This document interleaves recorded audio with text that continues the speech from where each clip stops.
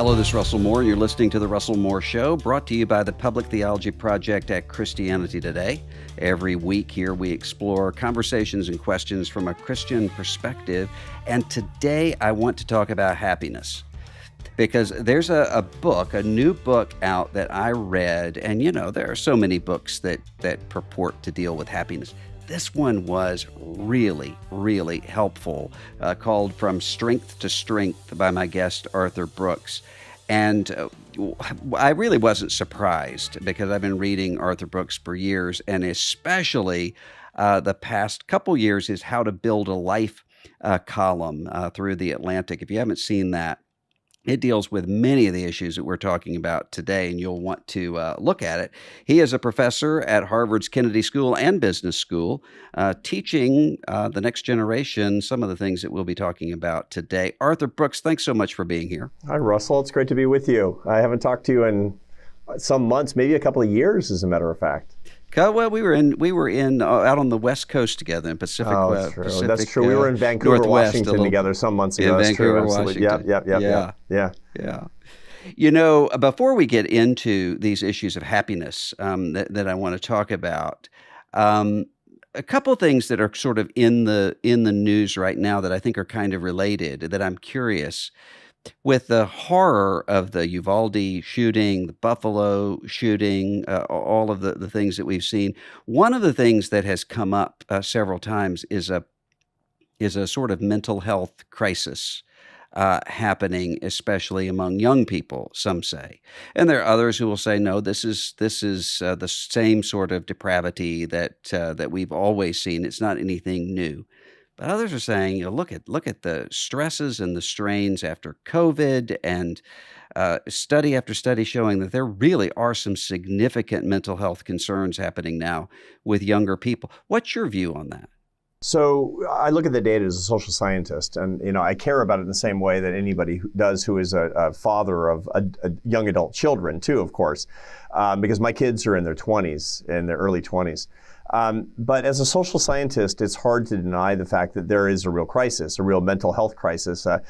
It's really an unhappiness crisis. And you might even take it a little bit deeper and say that what we see is a real lack of love for people in the early 20s. And, it's interesting because as a social scientist, but also as a Christian, there's an easy way to understand it, not to solve it, but an easy way to understand it, which is, the first letter of St. John, in which John the Apostle says that perfect love drives out fear.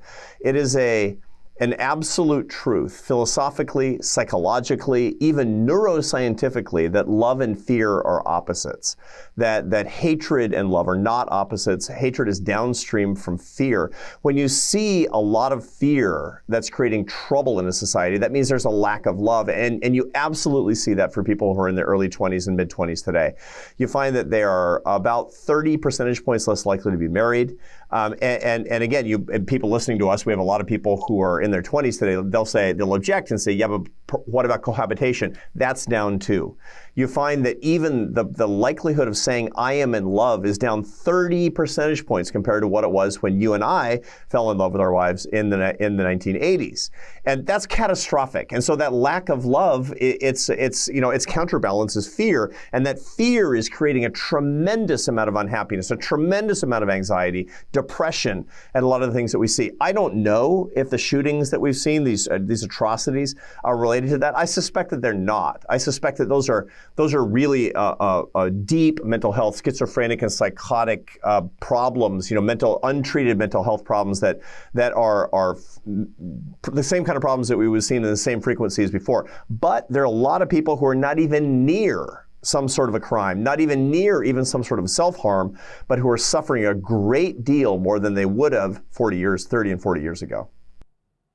Given the fact that this is unique, how often this is happening in our country, do you think there's anything in terms of public policy that can be done in terms of gun access, gun culture, and so forth? Or will that, in your view, not address the problem? I don't know is the answer to that, because as a public policy analyst, I'm somebody who suffered through a PhD in public policy analysis, and so I chronically say I don't know. I mean, the more educated you get in public policy, the more likely you are to not be able to answer these questions.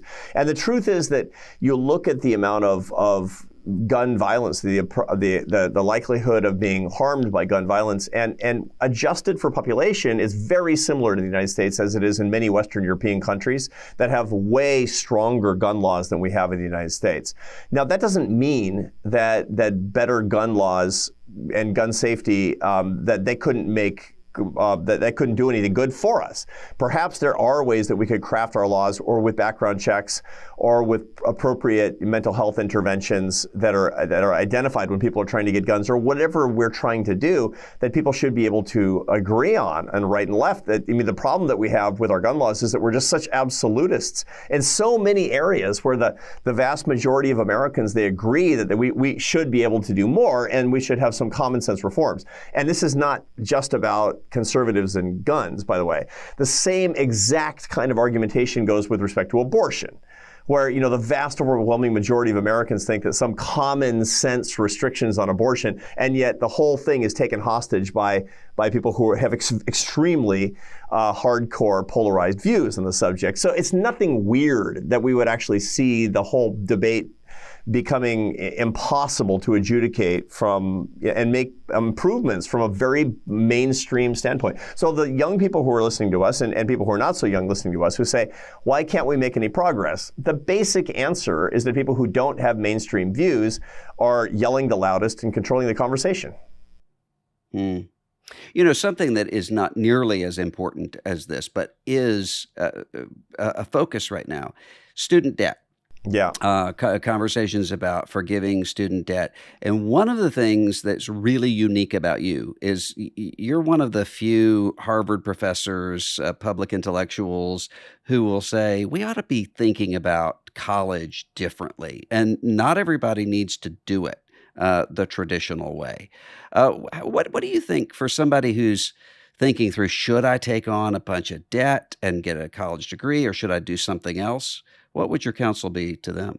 Well, it depends on the person, to be sure, and the kind of ambitions that they have for their own career. But the one thing that doesn't make sense at all is that they got a tremendous amount of debt to go to a liberal arts college. That just doesn't make sense. And the reason for that is that there's so much high quality education that's absolutely affordable. I raised my kids in Maryland, outside of Washington, D.C. I live in Boston now, but when my kids were growing up, and I would talk to a lot of parents who would say, oh my goodness, Haverford College is so unbelievably expensive. My son wants to go to Haverford College. I said, no. The thing to do, if you don't have very many resources but you want higher education, is to start off at community college and transfer to the University of Maryland, which is an absolutely outstanding institution. That's the right thing to do, because it's $3,000 a year for the community college and $9,000 a year in state for the state university. There's tons of high quality alternatives, and this idea that somehow people have to take on huge amounts of debt. The real debt problem that we have in this country, by the way, is people who don't finish college and don't have, nobody says you get credit for half your sophomore year. You'll only get credit for going to college in the job market when you go through all 4 years. And that's actually the kind of reform that we need. The more college that you do, it should be like a thermometer. It goes up. It's a continuous thing. It's not a discrete measure of 0 or 1, where 1 is the entire college degree. You should be able to get more school, and the more school that you get should be appropriate to the kind of job that you're doing, and that we should have way more alternatives from state schools, community colleges, trade schools, vocational schools, and we should match people to the cost-effective alternative with the amount of education that's best for their hopes and dreams. Well, your book is called From Strength to Strength, Finding Success, Happiness, and Deep Purpose in the Second Half of Life. Right. But it's a little bit misleading, because this really is for people in the first or second halves of life. Sure. And as I was reading this, I was thinking, there is so much here that I wish I had read when I was 22.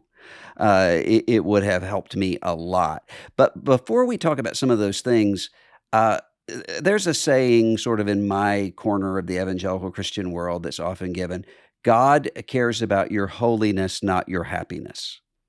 And sometimes there's this assumption that happiness is kind of a modern self-expression, self-actualization sort of idea that really isn't what we should be concerned about. I think you see that differently. How so? Well, part of it has to do with what happiness means. Everybody thinks they know what it is until they start thinking about it. It's like, it's a head scratcher. I asked my students in the first day of class, I teach this graduate class seminar on happiness for the Harvard Business School. And, these are some of the most talented students I've ever met, and they spend all of their elective points to get into the happiness class. So let's say, you guys must know what it is or you wouldn't have actually invested in it like this. What is it? And I cold call them, and one by one they talk about their feelings. And I say, wrong. If that's the case, then God does care about your holiness, not your happiness, because the whole idea of feelings, as C.S. Lewis used to say that, how you feel about things depends on what you're digesting as much as anything else. And, God should not be so shallow as to be all in the business of our feelings, for Pete's sake.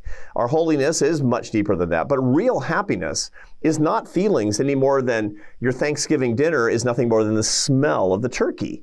Your happy feelings are evidence of happiness, and happiness as a neuroscientific and social scientific matter is a combination of the enjoyment that you have in your life, the satisfaction that you have in your accomplishments and the rewards for the job well done that you do, and the meaning and purpose of your life, which requires a lot of suffering.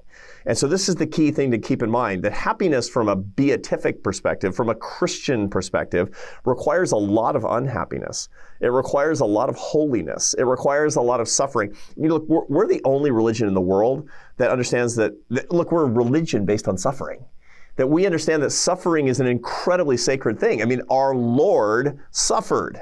And that was part of the essence of his holiness. The master of the universe suffered in a very human way. And we should try to avoid suffering. My goodness, what an irreverent thought for us. And once we get into I'm trying to not suffer and trying to feel better and I'm trying to be happy, then of course happiness is orthogonal to holiness in this case, but not when we properly understand happiness. And isn't it true that a sort of manufactured artificial happiness actually contributes to the problem? I think all the time about a woman I knew who had had a miscarriage and was grieving, and she didn't want to go to her church. And I said, why not? And she said, well, because everything there is so happy. All the songs are about happiness and joy. There's not this sense of lament that takes place in my church. And it actually contributed to her unhappiness. It wasn't able to lead her to a happier place because it didn't. I mean, the book of Psalms has joy, lament, anger. I mean, the full range of human emotion. There's a book called Lamentations. I mean, for Pete's sake. I mean, the whole. I mean, read Ecclesiastes and tell me that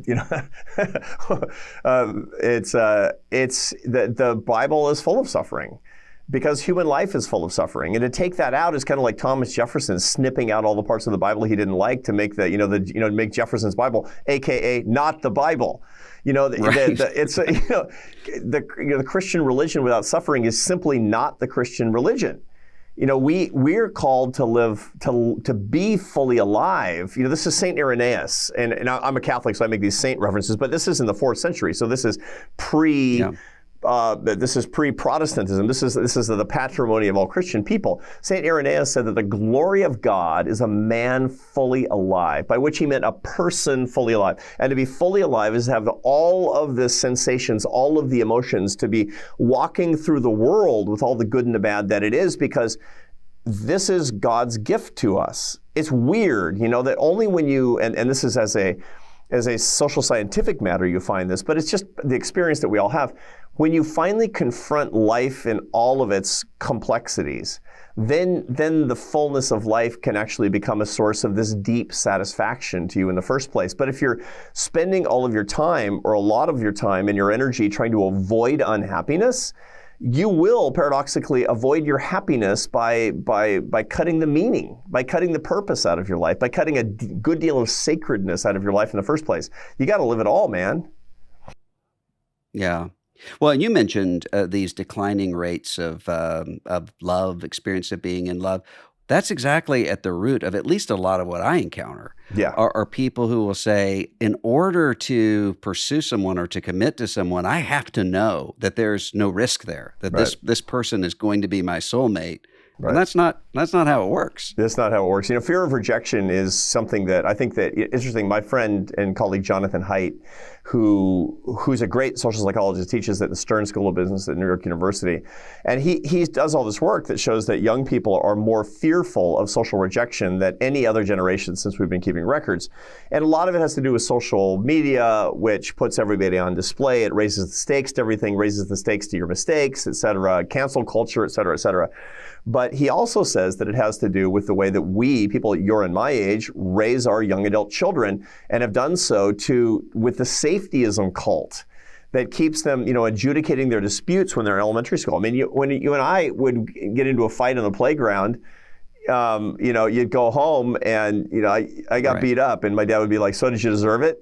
And it was, right. I used to run around basically unsupervised. And I get it. Yeah. I get it. I mean, I grew up in a working class neighborhood in Seattle, the same neighborhood that Ted Bundy had been marauding through. And my parents are like, "Yeah, it's okay if you have a 4:30 a.m. paper route by yourself. And by the way, don't come back till dinner." I mean, maybe that's too much, but let me tell you, when you protect kids from the pathogens of conflict, of rejection, of hurt, they will not be ready for these things in their 20s. And to young people listening to us, you got to get exposed to things. You got to get your chops up. You have to have resiliency. And if you don't, it's just going to be much, much harder to form the relationships that are at the basis of a good and happy life. Well, what would you say to someone who's listening to this who says, I'm in my 20s and I do have this sort of inordinate fear of rejection, but what do I do about it? I can't go back and retroactively change my upbringing or my circumstances. So what do I do if I'm just constantly worried about what people think of me? Yeah, so the thing to do, I actually write about that a lot in my column in The Atlantic, and that's my next book is actually going to be about the things, how to start out right as a young adult, and by the way, how we all can start over right at any age in life, because just as the second half of life is actually the first half of life, vice versa is true as well. The first thing that young people are very comfortable with that can be quite helpful is the metaphor of entrepreneurship. All young people learn about startups and taking risk and starting businesses and all that, ways that guys like you and me didn't come naturally to us because we didn't talk about that when we were in our 20s and 30s. But they're very comfortable with it in their 20s and 30s today. Now, one of the things to keep in mind is that failure is part of startup life. Now, entrepreneurship really isn't about business creation. Entrepreneurship is about creating explosive rewards. It's about faith in resources that you don't currently have in hand. It's about a vision of a better future along some lines. Starting a business is the most boring kind of entrepreneurship. And I don't think it's bad. I think it's great. I love living in a capitalist entrepreneurial society. The most common type of entrepreneurship is the startup of your life with a currency of your love and your heart. That's the most entrepreneurial thing that most people do. Falling in love is the biggest startup enterprise that anybody can engage in. Now, when you look at the data on startup businesses, the average successful startup entrepreneur has 3.8 failures before their first success. Let's just think about that and put it in perspective. If you're gonna have a happy, successful entrepreneurial life that has a lot of love in it, you need at least 3.8 nasty breakups. You need somebody to stomp on your heart a bunch of times because you're simply not going to learn. Treat it like a startup. I've done this before. I was talking to a bunch of young people in Washington, D.C., and I said, treat your love like a startup. And a couple weeks later, I run into this kid on a plane. He's not a kid. He's in his 20s. On a plane, and he identifies me. "Are you Dr. Brooks?" And I said, "Yeah." He said, "I couldn't get that thing you said out of my head to treat my love like a startup. And so I'm on my way to tell this woman that I've been secretly in love with for 2 years that I'm in love with her and ask her to be with me." And I said, I'm like, it's only a speech, man, because I don't want to ruin his life. I found him a couple of months later, and I ran into him again. I said, "How did it work out?" He said, "She rejected me. She just completely." And I said, "I'm sorry. I didn't mean to lead you astray." He says, No. You don't understand. That was the thing I was most afraid of. And the worst thing happened, and I didn't die. And I'm not going to be afraid anymore. He faced the pathogen. See, a lot of young people have kind of a social peanut allergy. And that is actually a thing that didn't exist when we were kids because people were exposed to the pathogen. Now, peanut allergy is a real deal. I'm not saying you should go eat peanuts if you have a peanut allergy. Right. But if you're afraid of love, you actually need more. You need to face fear more. And the only way to face fear more is to recognize that you're not afraid of the outcome. This is a psychological truth. You're not afraid of actually what will happen if you're rejected. You're afraid of your own feelings. That's what's happening. Almost all fear of rejection is the fear of my own feelings about myself. When you recognize the absurdity of that, then you're a lot less likely to fail. The second thing is to start visualizing the failure itself to make it more familiar. That's exposure therapy. There's a lot of Buddhist meditation about death, for example. And the reason is that only when you're comfortable with your death, which as Christians, we're completely comfortable with our deaths. It's like, I go to heaven, man. I couldn't be more comfortable with anything, actually. We're just, the key thing is you got to hold it back. So you're not supposed to say, bring it on, right? But the Buddhists, that have a lot more earthbound understanding of that, they have to expose themselves to the concept of death. And that's what I recommend that young people do as well, is to meditate on envisioning the very thing that you're afraid of, and it will become familiar. You'll be less afraid. So these are the kinds of ways that I counsel young people, and it can be like a miracle. It can be really life-changing when they get past this. So the idea, think positively, think about give affirmations to yourself about how this is going to succeed. Yeah, no. That's not the way to go. That's not the way to do it. No. It's like, negative affirmation. Bring it on. Be tough.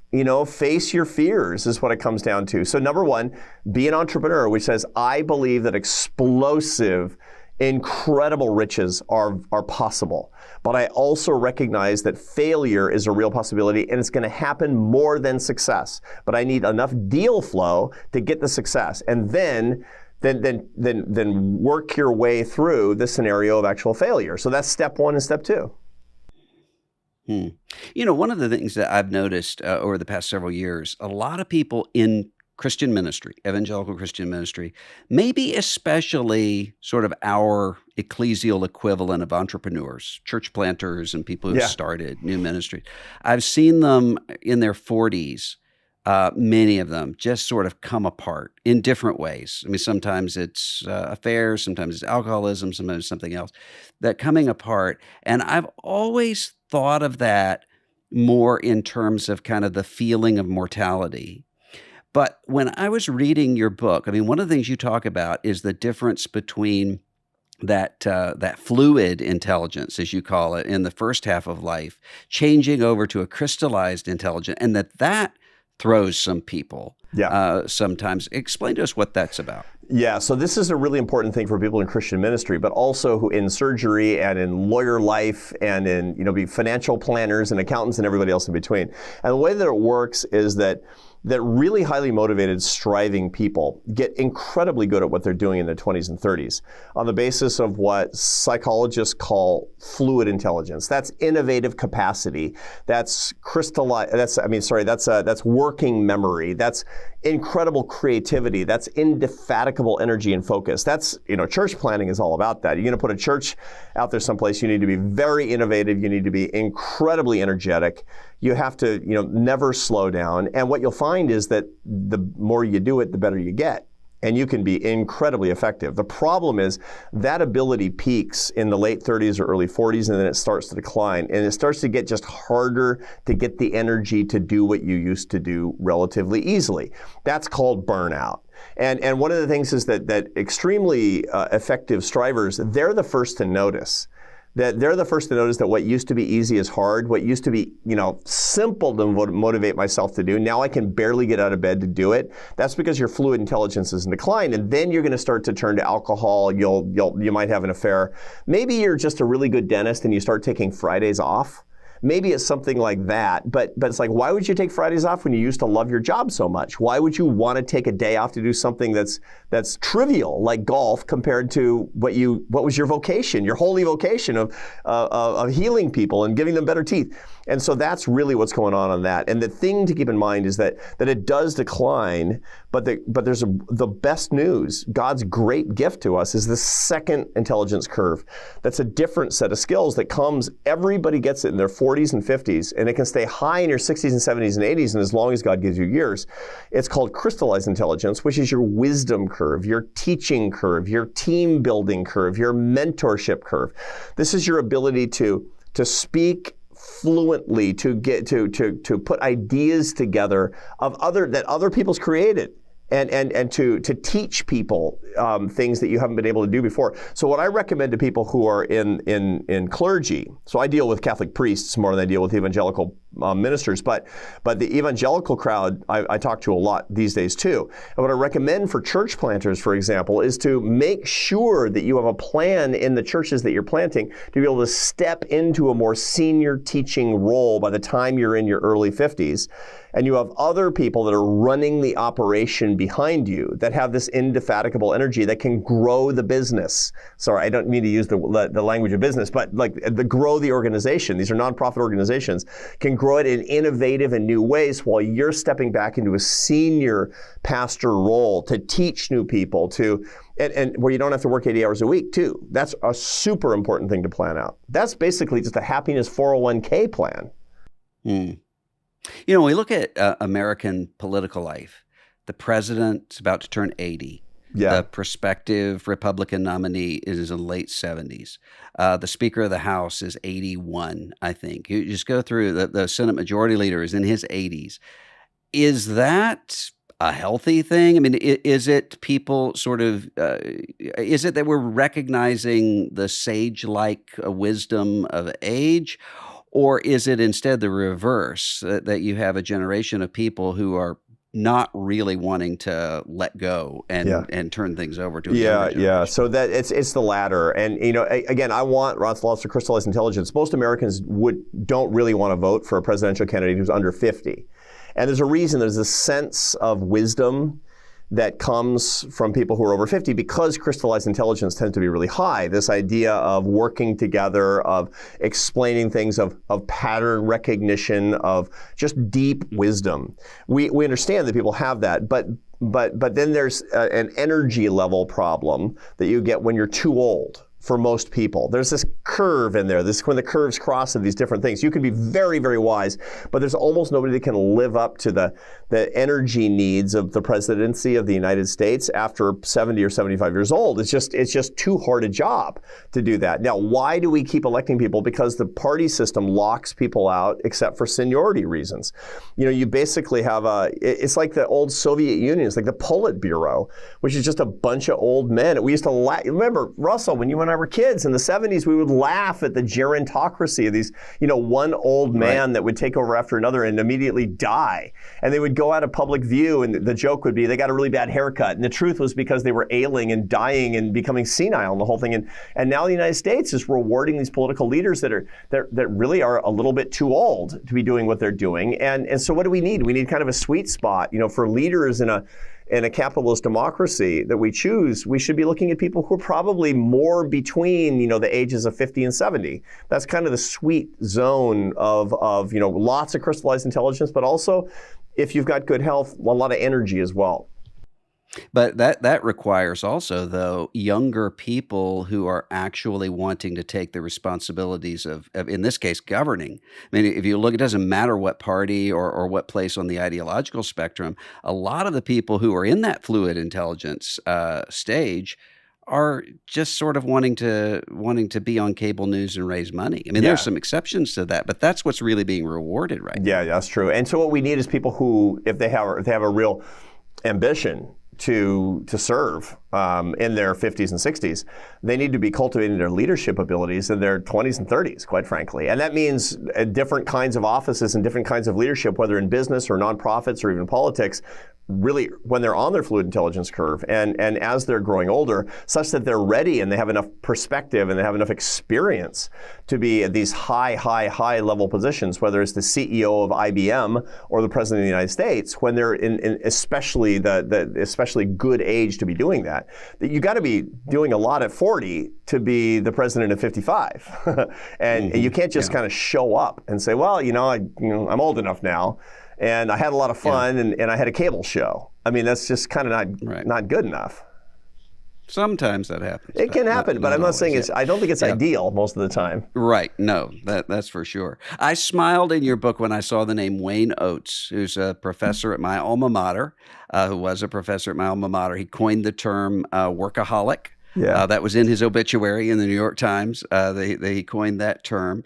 And you talk about this success addiction.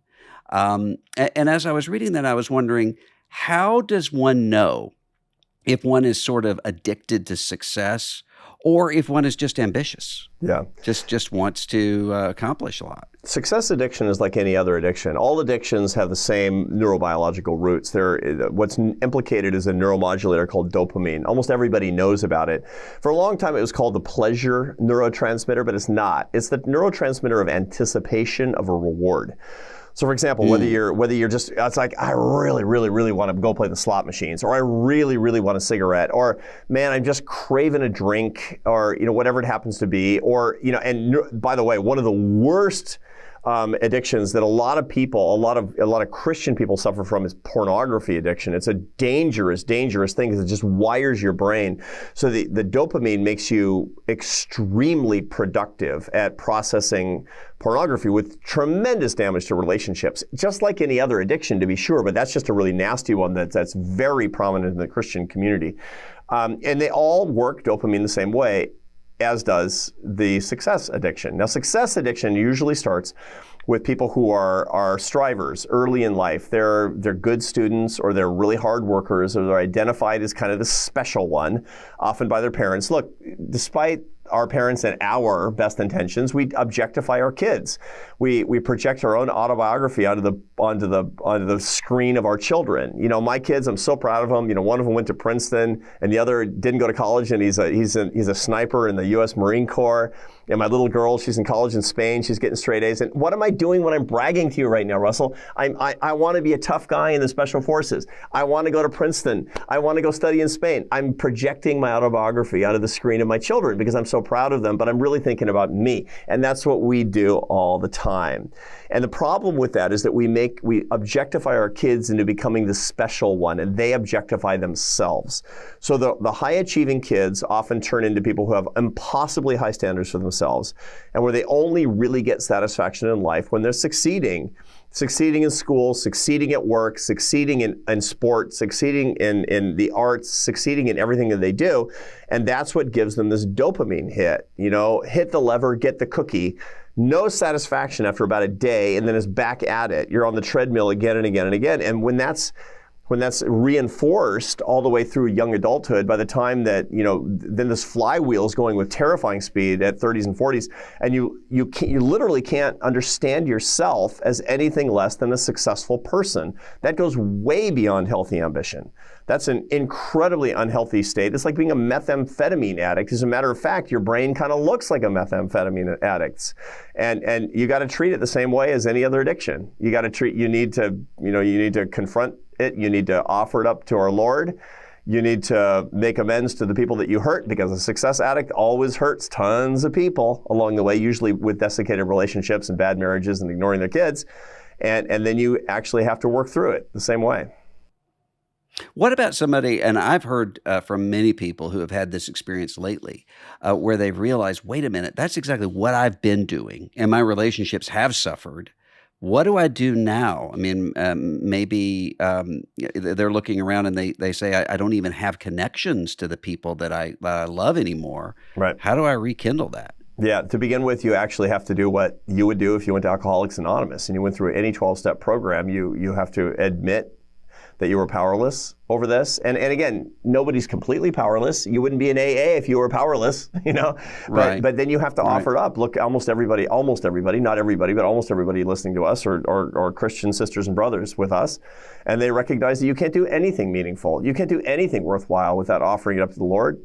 So offer it up to the Lord. That's the second part. And then the third basic part of this is to start reestablishing relationships, understanding that not everybody's going to accept it. Not everybody's saying, I'm sorry I skipped all your Little League games and ballet recitals because of meaningless meetings to further my own career. It's because of my brain chemistry. Not everybody's going to say, okay, Dad, all good. You know, or sorry, honey, I haven't paid attention to you for these last 15 years and you're really, really lonely and you kind of hate me.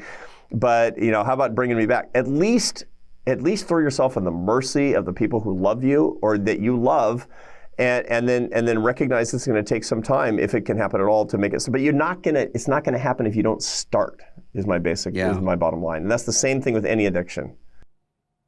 Well, it's similar to you write in the book about loneliness quite a bit. And this is just the mail that I get from listeners and readers about loneliness. And one of the big questions that people have is to say, okay, I'm lonely, but what can I do without this kind of awkwardness? I mean, you can't, like you're in kindergarten, I like you, do you like me, will you be my friend? You know, so people are saying, how do I establish friendships? How do I initiate that? Or younger people who say, I really want a mentor, but how do you just go ask somebody to be a mentor without that just being really weird and awkward? I know. Well, but to begin with, a lot of people who have these fears, they don't actually realize how much infrastructure there is out there for friendship, for real friendship, for good, useless friendships, as opposed to the useful friendships that they're used to. So this is real friends versus deal friends. People who have only deal friends, they don't recognize that there's actually a world out there built for creating real friendships. I mean, and what's a deal friendship? A deal friendship is somebody that actually can further your career. That's a deal friendship. Somebody who's good for you. And then again, I have deal friends, and I like my deal friends. But the point is, I have real friends too. I got this. One of my closest friends is a guy named Frank Hanna that you may know in Atlanta, who's I talked to him today, and what do we talk about? We talk about our families, we talk about our children, we talk about our faith all the time, because it's really important that we keep each other close to our own walk, because his heart is my heart when it comes to this is what the Christian brotherhood is really all about. And how do we meet? We met at a work thing, like 20 years ago. We met at a thing, and we just hit it off because we were both Christian men, and the thing about it is that there were a bunch of things that we did together professionally as a pretext to actually start hanging out. If you want to mentor other people to create more of a connection to other people, there's lots of organizations that can facilitate that. If you want to meet other guys or other gals that you just want to make friends with, if you're a Catholic, join the Knights of Columbus, man. You're not going to be doing deals. You're going to be shooting pool and drinking beer, is what it comes down to, and talking about our Lord and Savior at the same time. It's all the good stuff, right? and so it's just the people who are just wrapped up in work all the time and who are success addicts, they just don't even know that these opportunities exist. You just got to do a little shoe leather can help a lot. You talk in the book about idolatry, and you quote David Foster Wallace in his powerful "This Is Water" speech about idols and about worshiping things. How do you discern because all of these things that you mention as idols, they're almost never graven images. I mean, and they're things that are good when they're in their right order. But how can you tell when something's out of priority, whether it's a job or a marriage or a friendship or whatever it is? Yeah, the key thing is, what would you give up for it, is really the acid test. Now, again, you're right. It's not like we're praying to Baal. All that good biblical stuff. There's a golden calf in my living room. It's like, I go to church on Sundays, but the golden calf, I really pray to that golden calf. Of course not. That's absurd. Nobody's doing that. But what do we pray to? The almighty dollar. What do we pray to? Our effectively, our number of followers on social media. Why? Because those are the things that actually have our heart. So start thinking about, what would you give up? What are the things that you would actually give up? It's interesting. I'll ask my friends this, and some people really do have this idolatry of money, power, pleasure, fame. These are, by the way, those are the idols that St. Thomas Aquinas in 1265 listed as the 4 substitutes for God, the quintessential idols of human life is money, power, pleasure, and fame. And fame, honor, prestige, admiration. It doesn't mean you want to be Kim Kardashian. It just means that you hunger after the admiration of other people. Social comparison is a really, really big deal to you. Other people who actually have their values even more in line, they have a little bit of idolatry too. How many Christian people that we know follow the cult of workism? where their work is everything. My work is my life. My work is my identity. Now let's make it a little hotter. How many follow the cult of familyism? Where it's like you say, really? I mean, you're not going to have to choose between your faith and your family. But if you did, what would it be? And people basically say, my family is everything to me. My family is the most important thing to me. I hear Christian people saying this all the time. And I'm like, for Pete's sake, that's a cult, man. I mean, it's not, and you're not supposed to worship anything before the Lord. Anything before the Lord, including your family. And I get it. Some people will be listening to this going, I don't believe it. There's got to be some way to square the circle. But it's the same thing that people have always said. There's some way that I can be, I can still love the money, but still be a good Christian. No. St. Paul said it very clearly in his letter to Timothy, for the love of money, for that it's the root of all evil. He didn't say money is the root of all evil. He said the love of money is the root of all evil. And that is basically not to say that there's something wrong with money, but being idolatrous with the money is putting the money in front of God, because, love is dedicated to people and to the Lord, and that's it. That issue of comparison, that's a huge one. I mean, there are many people I know whose lives are just miserable because they're looking around and saying, well, why can't I have what she has? Or why can't I, or vice versa, whose lives are kind of stagnant because they're saying, well, at least I'm better off than so-and-so. For sure. But a lot of it comes in, and even in our Christian communities, to say, why can't I have a wife as good as that person's wife, or why can't I have a husband as handsome and successful as that person's husband? So even that kind of comparison is just as deleterious and winds up being just as idolatrous as somebody who says, I feel crummy about myself because my boat isn't as big as my neighbor's. One last word. What would you say to people, because I hear from a lot of them, who are either pastors or Sunday school teachers or leaders of some kind, maybe lay leaders in their local congregation? A lot of them say, when I look out at the Facebook feeds of the people that I lead or that I serve, I start to say, what have I even been doing? And they feel like failures because they see so much anger and rancor and so forth. How would you advise someone to lead other people toward a happier life? Now, part of the problem is that with social media is not that it's creating more awfulness, but that the awfulness is more apparent. You can actually see it in ways that you wouldn't be able to. So, when you and I were kids and we would be talking to, if I'm talking to the priest and the priest asks me about, my attitudes about this, that, or the other thing, I'm going to give him the right answer. But if he were actually able to read my Twitter feed, if one had existed, it's a different matter. So I think it's important not to be discouraged. Look, I mean, there's nothing new under the sun, Russell. We don't have to, it's like sin is sin and people are people. Now, social media might bring out the worst in us, but it's not as if these terrible feelings are brand new and everything in the halcyon days of the 1970s. You remember the 70s? It was pretty grim, actually. And there's a lot of political polarization and hatred, and the Iran-Contra affair, and Watergate, and it was awful in a lot of ways, and awful in just humanity is what it is. So I recommend that pastors, and all of us, by the way, who have a moral responsibility, but also an incredible opportunity to help young people along their path. Because only in helping young people along their path are we helping ourselves along our own path too. If you're in your crystallized intelligence curve, man, it's all about sharing and mentoring and teaching. That's how you get to heaven too. And the key thing is to recognize that all of these things are incredible opportunities. Look, I believe that we are at the cusp of a new enlightenment, of a new day for Christian evangelization.